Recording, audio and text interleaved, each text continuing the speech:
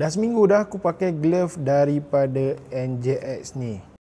Apa yang boleh katakan, aku sangat berpuas hati dengan glove ni. Yang ini adalah glove terbaru daripada NJX.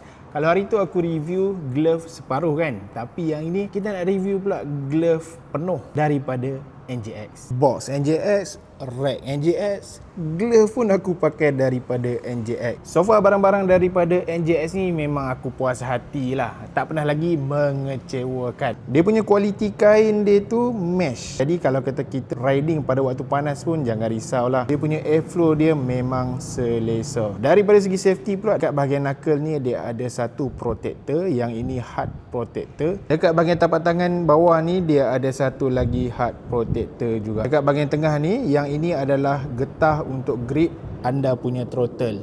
Dia ada bagi strap macam ni, senanglah nak buka dan pasang. Tambahan pula daripada segi safety pada waktu malam, dia ada bekalkan juga reflektor dekat telunjuk ni dan juga dekat bahagian atas ni. 3 jari hujung ni dia ada juga soft padding dekat sini. Nauzubillah kalau kata jatuh, dia akan protect lah jari tu. Glove ni dia datang dengan 2 color. Satu merah yang macam aku pakai ni, satu lagi color silver tak silap aku, ataupun grey lah. Daripada segi harga pula, aku boleh katakan taklah mahal sangat, taklah murah sangat. Dia punya harga dia tengah-tengah lah.